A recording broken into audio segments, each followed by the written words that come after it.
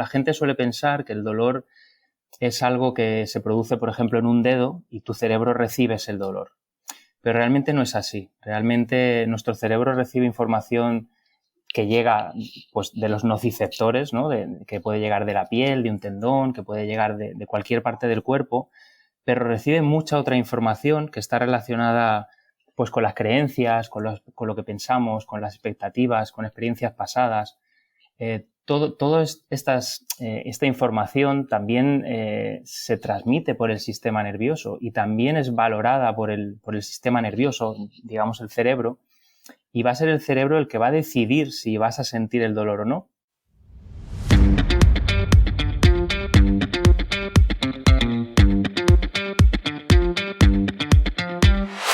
Bienvenido a Rock and Joy, donde disfrutas de la escalada más allá del deporte. Rock and Joy, tu podcast de escalada en el que hablamos de cómo mejorar en tu deporte favorito, para todos los amantes del mundo vertical. Todos los viernes desde primera hora, contigo Miguel Sancho.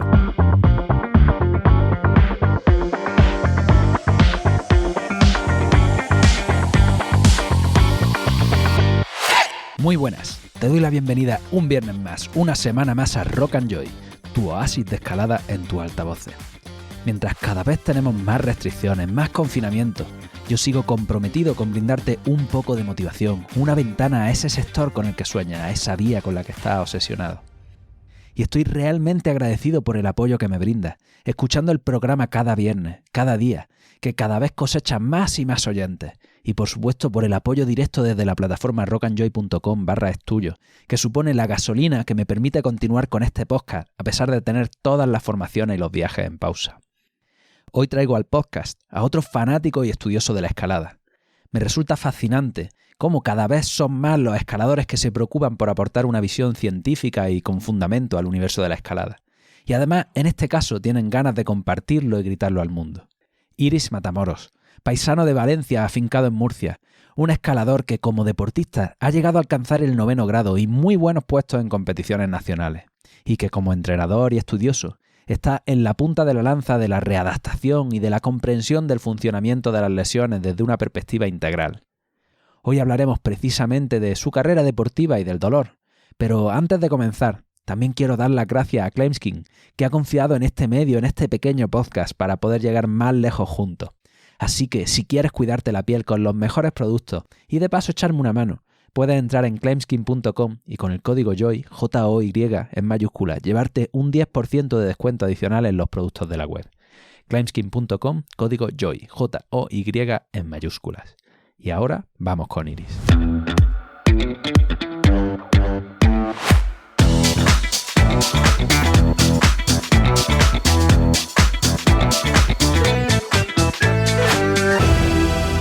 Hoy se pasea por los micros de Rock and Joy Iris Matamoros. Con una veintena de años de experiencia a su espalda, varios cientos de octavos en su libreta, un par de vías de 9º grado, competiciones e incluso un par de participaciones en Ninja Warrior. Iris es un ejemplo de lo que se puede llegar a hacer siendo alguien con un trabajo normal, una vida normal que se dedica a la escalada como pasión. Estoy deseando de que nos cuentes directamente sobre tu historia y sobre otros aspectos apasionantes, así que sin más, bienvenido a Rock and Joy, crack. Muy buenas, Miguel. ¿Qué tal? Encantado. Un placer estar aquí contigo. La verdad que soy muy seguidor y muy fan de los podcasts y este no puede faltar entre los escaladores, así que un placer estar aquí contigo. Qué bueno. Iris, empieza a escalar con 15 años, pero cuentas que no te lo tomaste en serio como hasta los 21. ¿Qué pasó con 21 para que decidieras dedicarte en cuerpo y alma a la escalada? Bueno, pues realmente siempre me gustó. Siempre fui un niño muy inquieto que se subía a todos lados. Pero no sé si por mí o por mis padres siempre tuve eso de estudiar, de empezar la carrera, de no sé qué. Entonces hasta que no sentí pues una cierta seguridad, una cierta autonomía, no me volqué un poquito más en la escalada. Luego también el hecho pues de tener ya un coche y poder moverte y esas cosas pues ayudaron bastante. Además, también el hecho de conocer a mi pareja, a Teresa, que también es escaladora y muy fanática, pues hizo que los dos nos juntáramos y nos motiváramos en esto y hasta el día de hoy. Así que los dos empezasteis desde bien abajo y habéis ido formándoos como escaladores de forma paralela, ¿no? Sí, prácticamente. Yo tenía experiencia, pero no mucho grado aún, ni mucho nivel. Y fue cuando empezamos los dos juntos, cuando Ujú. empezamos a evolucionar y a probar cosas de entrenamiento y a competir y a viajar y a vivir este mundo apasionante. Qué bueno, qué bueno. Yo estoy harto de oír, Iris, que en este deporte, si no empiezas pronto, es muy difícil o casi imposible llegar lejos. Y ahí estás tú, empezando con casi 21 años y con un trabajo normal, y con estudios, con pareja y llegando a la 9ª dimensión. ¿Qué crees que te diferencia? O mejor dicho, ¿qué has hecho durante este tiempo que te ha llevado a donde estás? Pues, a ver, yo luego creo que hablaremos de tendones y hablando de tendones quizás sí que sea importante empezar joven, pero obviamente si quieres ser campeón del mundo creo que sí, tienes que empezar joven sin duda, pero hacer un grado como puede ser 9A o algo así que hoy en día hace tanta gente es simplemente cuestión de cabezonería, de dedicarle mucho tiempo, muchas ganas Ujú. y creo que está al alcance de más gente de la que se piensa. Lo que pasa es que a veces nos limitan esas barreras mentales que nos ponemos nosotros más que las físicas. Ujú. Entonces dirías que una persona normal y corriente con mucho entrenamiento, muchas ganas y mucha pasión podría llegar a estos grados que hace 15 años estaban reservados a la élite. Yo creo que sí. Yo creo que a veces se valora demasiado la genética, se valora demasiado esas supuestas habilidades innatas y al final, no te digo 9A, pero grados de 8C, sí, grados bastante altos, es cuestión de dedicarle mucho tiempo, muchas ganas de mejorar. Obviamente eso a veces es un requisito casi tan difícil como tener muchas fibras rápidas, ¿no? Que a veces la gente es que no tengo fuerza. Pues quizá el ser muy cabezón, Ujú. quizá el ser buscar errores donde casi nadie los ve, renunciar a un montón de cosas, quizá eso sea más el condicionante del rendimiento. No para ser campeón del mundo, que ya se decía que si quieres ser campeón del mundo tienes que elegir a tus padres, pero sí para llegar bastante lejos. Iris, durante bastantes años ha ido compaginando, bueno, con cierta elegancia este trabajo, este entrenamiento, la escalada de competición y la escalada en roca. ¿Qué te motiva más de estas disciplinas tan diferentes? ¿Cuál me motiva más o qué me motiva más de cada una? Sí, ¿qué te motiva más de cada una? De cada una, ¿no? Vale, Mm. a mí realmente estar en el monte, en la naturaleza, con los amigos, compaginar el equipar con escalar, me encanta. Es lo que realmente más me gusta de la escalada, viajar, todas esas cosas que hay alrededor de la escalada que ya todos conocemos. Pero luego las Mm. competiciones, que hay gente que no las entiende o que las critica o te ponen al límite. Entonces a la gente que nos gusta forzar un poco el límite y exigirnos lo máximo en un momento dado, pues es un reto muy bonito. Y entonces, al igual que en la roca, pues también hay otras cosas que tienes que ir desarrollando, otras habilidades que quizás son un poco más tácticas o psicológicas, aparte de las físicas, por supuesto. Y entonces, pues me gustan las dos cosas, ¿vale? Cada cosa tiene lo suyo. Qué bueno. Vamos a hablar un poquito de tu escalada. Durante mucho tiempo te has centrado en la escalada deportiva y como broche a tu dedicación, a tu entrenamiento y al tiempo y a la pasión que le has dedicado, tienes los encadenes de las vías Esclata Master y Palestina, dos rutones de 9A o de 8C más barra, según a quien le pregunte. Pero grado aparte, ¿qué te ha aportado esta búsqueda incesante de retos en tu límite máximo? Pues supongo que conocerme mejor, darte cuenta de que los límites te los pones tú. Yo cuando hice Sclata Masters, que sí, posiblemente sea un 9A fácil o sea un 8C más 9A, la verdad que me da un poco igual el grado, no pensaba que podría llegar a hacer esos grados o acercarme a esos grados. Y entonces romper esas barreras mentales quizás sea una de las cosas más bonitas de superarte, ¿no? De romper ese escalón y de subir un poquito más. Así que quizá eso es lo que más me ha aportado. Luego, pues siempre se dice que eso te aporta y lo puedes trasladar a otras facetas de tu vida y es verdad, pero bueno, al final me quedo más con relacionado con la escalada, con romper esa barrera mental en la escalada. Y esta barrera mental, ¿en qué momento decides, oye, yo estoy capaz y voy a empezar a probar esto que a priori pensaba que estaba reservado para otro tipo de personas? ¿Cómo pasa esto? Pues realmente, bueno, yo había hecho ya muchos 8Cs, me daba miedo, he tenido como miedo de probar un poco más, ¿no? Como que pensaba que yo no iba a poder y había hecho ya, no me acuerdo, pero igual 20 o 30 8Cs y me acuerdo que hice un curso con Eva López y me abrió un poco, me di cuenta de que tenía muchas carencias, sobre todo relacionadas con la resistencia. Mi fuerte siempre había sido la fuerza y me di cuenta de que la podía mejorar mucho y de que eso podía hacer explotar mi nivel. Así que, un poco motivado por eso, y en un viaje en el que estábamos en Oliana, había en cada un 8C más, y en un día de descanso decidimos ir a probar la vía aquella. Y la probé con un buen amigo, David Gambús, que la había hecho hacía poco, y me fue muy bien. La verdad que hice prácticamente todo y decidí volver y volcarme en aquella. Y creo que nos quedaba poquito, igual 10 días o así, y salió en poco tiempo. O sea que fue un poco inesperado y fue muy intenso, muy intenso el proceso aquel y muy bonito, muy reconfortante. Qué bueno. O sea, en solo 10 días y en un viaje además, ¿no? Sí. Iris, me gustaría que nos hablara ahora de otra vía, hipoxia o hipoxia extension, porque es una vía que equipas tú en tu escuela local, que se convierte en tu primer 8C+, en su primera reunión, y que años más tarde consigues encadenar completa junto a Gonzalo Larrocha. ¿Qué supuso para ti este proceso, este círculo? Pues realmente es lo que pasa con las vías que equipas tú, que empiezas a probar tú. Supongo que un poco por mi personalidad, me cuesta creer que la vas a poder hacer, ¿no? Siempre piensas que es más duro de lo que realmente es. Yo creo que es algo que suele pasar con las primeras ascensiones y las primeras veces que pruebas una vía. Y fue un reto muy duro, ¿vale?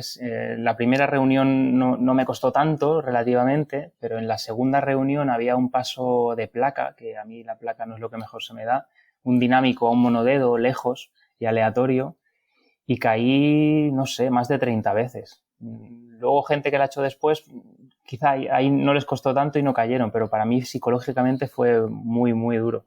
Muy duro y bueno, al final como todas las vías. Crees que sí, pero no estás seguro, crees que sí, pero no estás seguro y al final llega un día que sale, como suele pasar normalmente. ¿Y cuál fue tu mayor aprendizaje con este proceso, con esta vía? Pues que hay que insistir, que hay que ser muy pesado. Y bueno, que si no te apetece, pues cambias y te vas a otra y ya está, y es lo que suelo hacer. Pero que si insistes y luchas por lo que quieres y buscas los errores que estás cometiendo y lo analizas todo, al final las cosas suelen salir. Desde fuera es muy fácil de ver. Yo me acuerdo justo ahora que hablabas de Gonzalo, un día estaba escalando con él, me decía, joder, no sé cuántos. Y yo le decía, Gonzalo, si ya sabes que es cuestión de darle algunos pegues más y al final saldrá, si todas acaban saliendo, casi todas. Y al poco la encadenó. Y quitando algunos proyectos que no nos salen, pero es lo que suele pasar cuando insistes y lo haces con ganas. ¡Ey! Rock and Joy te necesita en estos tiempos convulsos. Entre confinamiento, entre cierres de rocódromo, entre toques de quedas y el miedo a viajar. Yo realmente cuento contigo para darle un poquito de cuerda a este humilde podcast. Si quieres echarme una mano directamente para poder seguir escuchando este contenido, si quieres que incluso pueda intentar aportarte más valor, hacer más episodios con más variedad, necesito tu ayuda. Entra en rockandjoy.com/es-tuyo y por menos de lo que te cuesta la cerveza después de escalar, haz que esto siga siendo viable. Cuento contigo. rockandjoy.com/es-tuyo. Bueno, en 2015, hace 5 añitos, fuiste padre por primera vez y ahora vas a serlo de nuevo en unos meses. Por cierto, enhorabuena. Gracias. Y parece que en los últimos años, entre tu curro de profe de acondicionamiento físico, un FP, y los entrenamientos dirigidos que llevas, tu familia, tus propios entrenamientos, la roca ha quedado en un plano un poquito menos prioritario. ¿Te planteas en algún momento volver a buscar este punta de rendimiento, este 9º grado? Sí, rotundamente sí. Sí que es verdad que en estos últimos 5 años, con todo lo que tú comentabas, el hecho de ser padre, bueno, me quitó bastante tiempo. Luego todos los Ninja Warriors estos que ha habido por en medio, que al final parece que no, pero cuando no tienes demasiado tiempo y se lo dedicas a otras cosas, ¿no? Es lo de siempre. Cuando dices que sí a algo, estás diciendo que no a otras cosas sin darte cuenta, ¿no? Hay que saber decir que no. Y sí que es verdad que hemos tenido épocas en las que he podido rendir cerca de mi máximo, pero no como me gustaría. Y justo ahora estamos acabando un rocódromo nuevo que vamos a abrir cerca de casa. No es un rocódromo comercial, es para poder entrenar bien nosotros. Y sí que estoy muy motivado con volver al 9º grado. Muy motivado. No sé cuánto tardaré, realmente me lo proyecto como a 1 año más o menos, pero sí, rotundamente. Qué bien, qué bien. ¿Y tienes algo en mente? ¿Hay algún 9A por allí por Murcia que yo no controle o qué? No, además justamente aquí en Murcia, la zona de la que hablabas antes, el santuario, ahora mismo estamos con problemas, con unos problemas de regulación. Se ha prohibido, es una zona privada, bueno, se pasa por una finca privada, lo típico, ¿no? De estas cosas. Y ahora mismo no se puede escalar y no sabemos cuándo se va a poder escalar. Estamos luchando por ello. De hecho, aprovecho y si hicieras el favor a lo mejor de poner en las notas del episodio el enlace para firmar en change.org. En change.org. Sí. Sí, yo lo tengo firmado, pero lo pondré en las notas. Genial, sin problema. Genial, muchas gracias.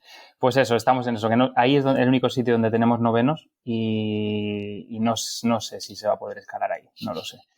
Así que pienso más en Cuenca, en Santa Liña, en sitios en los que se puede estar cómodo con niños y que hay vías duras. Bueno, si no te gusta la placa, lo de Cuenca... Bueno, en Cuenca hay desplome. Desplome, pero con agarres de placa, ¿no? Sí. Sí. Bueno, qué bien. Iris, me parecía relevante pasar por esta introducción en la que sin ir tan a fondo, pero conocemos tu faceta como escalador en roca. Sin embargo, el motivo por el que te he invitado a esta entrevista no es solo hablar de tus logros. Ahora voy a citar un fragmento de tu propia web, ¿vale? Dice así: no tardó en llegar mi primera lesión, y mi obsesión por escalar viajó paralela a mi miedo a lesionarme. Las lesiones comenzaron a limitar mi ritmo, llegaron para quedarse. La más significativa fue una epitrocleitis en el codo, un dolor constante y creciente del que no conseguía librarme ni siquiera tras largas temporadas de reposo. Bueno, Iris, como alguien que ha estudiado ciencias del deporte, sé que tu entrenamiento y tu preparación pues no estarían vacíos de rigor y de cuidado, y sin embargo has cosechado un montón de molestas lesiones, y en este caso pues una bastante crónica o alargada en el tiempo. Ahora, a posteriori, bueno, me gustaría que me contaras tu historia con esta lesión y que nos contaras qué crees que estaba fallando en tu vida, en tu escalada, para que te ocurriera esto. Pues sí, de eso hace mucho tiempo, pero al poco de empezar a escalar un poquito duro, recuerdo que fue justo después de una competición que tuve la suerte de ganar y que me motivó muchísimo, una competición regional, nada, una cosa muy de andar por casa, pero recuerdo que después de esa competición pues quedé con la gente de allí para ir a Fontainebleau, que era como una de esas cosas, uno de esos sueños que quieres hacer. Salí de allí como muy motivado y al día siguiente empezó a dolerme un poco un codo. Total, que parecía como que ese sueño que yo estaba consiguiendo de ganar una competición, de viajar a aquellos sitios a los que quería haber viajado, como que se empezaba a truncar, ¿no? Y entonces, ¿cuál fue mi reacción? Pues una obsesión con ese dolor. Siempre buscaba el dolor, me tocaba, tenía quizá miedo a hacer determinados gestos. Estaba como lo que se conoce como hipervigilancia, tenía un poco de catastrofismo, ¿no? Mis pensamientos eran bastante negativos. Joder, no voy a poder escalar, no puedo ir a este viaje. Total, que ese dolor se mantuvo durante mucho tiempo. Yo recorrí muchos profesionales, pasé pues las típicas terapias pasivas, que sí, Ciriax, ondas de choque, todo tipo de corrientes y, bueno, todas estas cosas que osteopatía y demás. Y mi lesión no acababa de mejorar. De hecho, pues yo paraba, lo dejaba durante un tiempo, dejaba de escalar, luego volvía a enganchar, cogía un poquito el ritmo, me tocaba parar. Estuve así, no recuerdo, pero quizá cerca de 8 años. Wow. Creo que eso limitó mi progreso bastante, la verdad.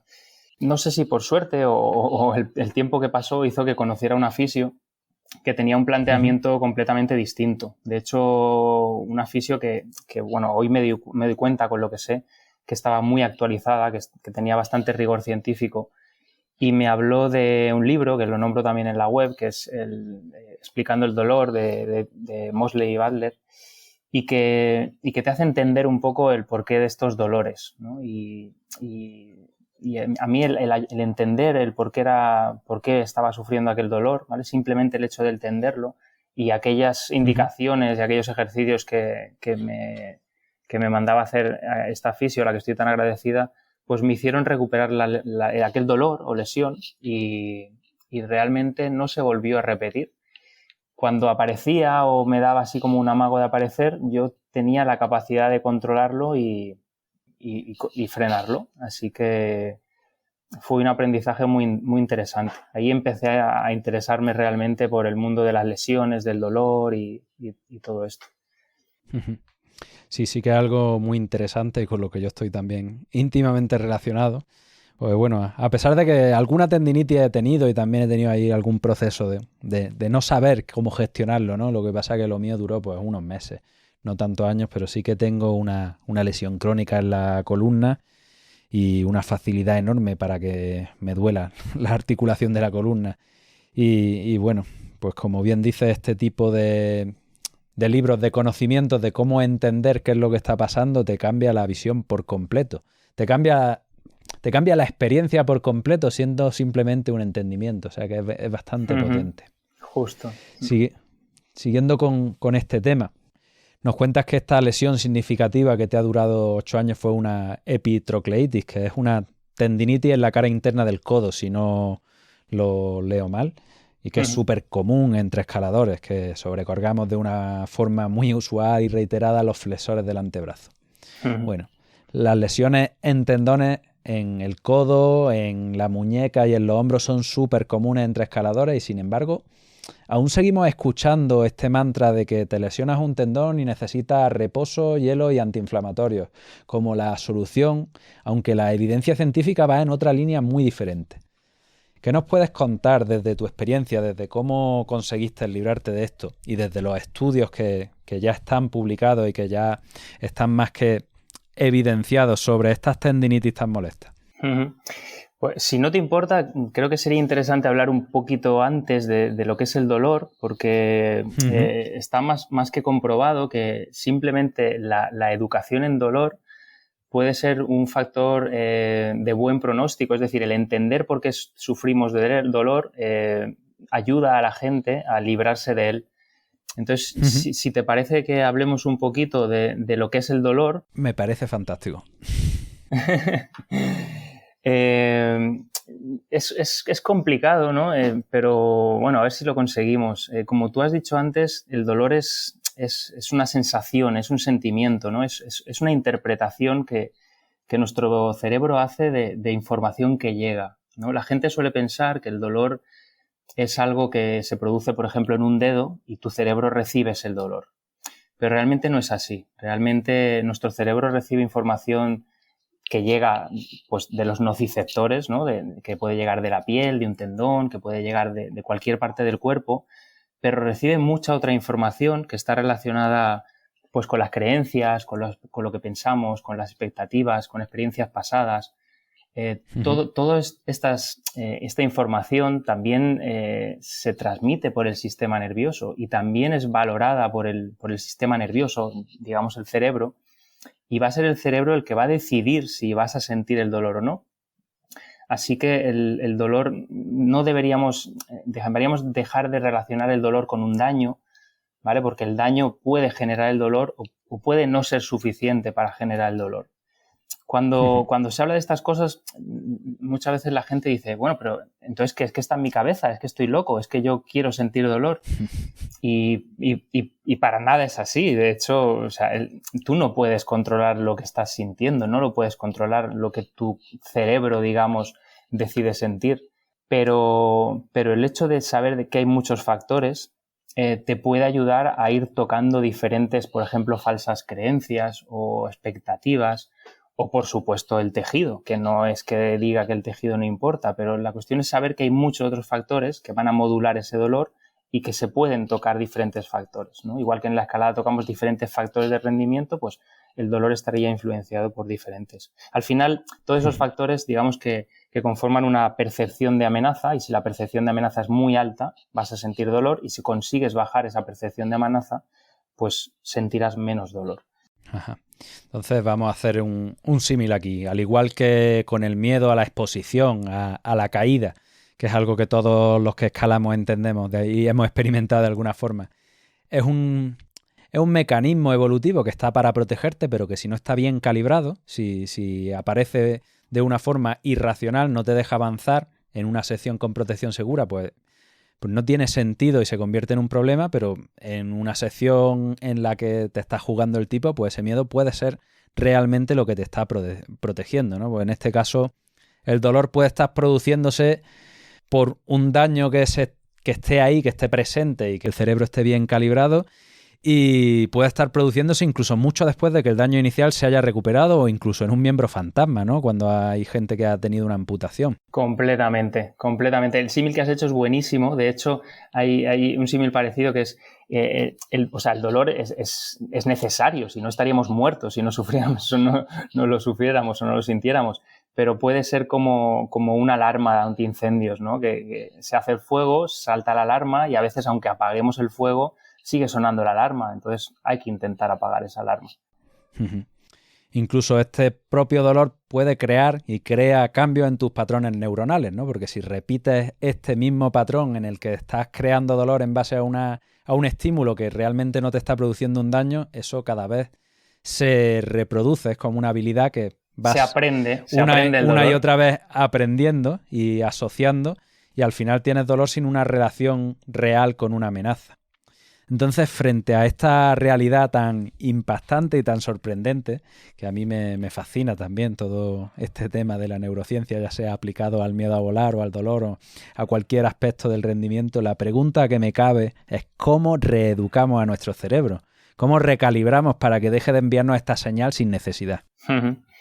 Pues muy buena pregunta. Quizá hay un libro de Butler y Mosley, posterior al que te nombraba antes, que es el protectómetro, y ahí hablan de los SIMS y de los DIMS, ¿no? Que serían los safe in me y los danger in me, ¿no? Son esas cosas que nos hacen sentir amenaza o que nos hacen sentir bien. Entonces, analizar esas cosas que nos hacen sentir amenaza pueden ser simplemente cosas que pensamos, gente con la que estamos, sitios a los que visitamos. Ser capaz de analizarlo, ¿no? Ser consciente de qué es lo que lo produce y enfrentarte a ello. ¿Cómo te enfrentas? Pues ahí va a depender. Obviamente, al final tienes que conseguir vencerlo. Entonces, lo que se suele hacer es buscar una exposición gradual. Igual que en psicología muchas veces también se busca esa exposición gradual a ciertos miedos, a ciertas fobias. Pues el dolor sería una buena manera de intentar modularlo. Luego sabemos, como muy bien has dicho, que la gente que tiene un miembro amputado puede sufrir dolor en ese miembro amputado, ¿no? Del miembro fantasma. Pues, ¿por qué? Porque nosotros tenemos una representación del cuerpo en el cerebro, el homúnculo, y podemos sentir dolor ahí, en esa zona del cerebro. Entonces, hay técnicas como la terapia espejo, que se inventó justamente por esto, o la imaginería, que es simplemente imaginar ese movimiento que te dolía, o ese ejercicio que te dolía, o esa situación que te generaba angustia. Y de una manera progresiva, para esto hay técnicas, obviamente, y hay progresiones, igual que para entrenar la fuerza, pues puedes llegar a conseguir exponerte finalmente a esa situación o a ese elemento que te generaba amenaza y que no te la genere. Sí, esto es súper interesante. Y entrenando con cualquier persona que sepa un poco del asunto y que te ponen el típico flossing y te duele algo y de repente te han tocado en un punto con una presión de mierda y de repente no te duele y dices, joder, ¿qué leche está pasando, macho? Pues bueno, llegado a este punto en el que estamos entendiendo que realmente el dolor no equivale a daño. Puede equivaler y puede no equivaler. Y sobre todo en lesiones crónicas, cuando ya han pasado, pues no sé, digamos 3, 5, 6 semanas desde que hemos tenido el daño, lo más probable, sin entrar en términos médicos porque ni lo soy ni lo pretendo, pero lo más probable es que tu tejido ya se haya recuperado y ese dolor pues venga por esos patrones neuroasociativos que se han quedado ahí enquistados. Hoy dejo aquí esta charla tan interesante, hablando del dolor, de cómo se procesa y de lo que significa. El viernes que viene le daremos una aplicación más práctica aún a este contenido. Hablaremos de las lesiones en los tendones y del desconocido mundo de la readaptación, así que si no quieres perdértela, no te olvides de suscribirte en tu plataforma de podcast favorita. Para concluir este episodio, te recuerdo que Climbskin, la empresa nacional líder mundial en cuidado de la piel para escaladores, ha puesto a tu disposición un código de descuento para que puedas disfrutar de sus productos con un precio especial. Entra en climbskin.com y con el código JOY, en mayúsculas, JOY, llévate un 10% de descuento adicional en tu compra. climbskin.com, código JOY, JOY en mayúsculas. Un abrazo, muchas gracias por escuchar y hasta el viernes que viene. ¿Te ha gustado este episodio? Este podcast forma parte de un proyecto más grande, rockandjoy.com, un portal en el que encontrarás artículos, guías, servicios de coaching de escalada y pronto mucho más contenido. Puedes apoyar al podcast entrando en la web o de forma directa con rockandjoy.com/estudio. Entra y por lo que te cuesta una tapa puedes darme cuerda para que siga trayéndote este contenido. Por último, ya lo sabes, escala, explora, disfruta, atrévete, diviértete y no la pierdas. No pierdas la mentalidad del principiante.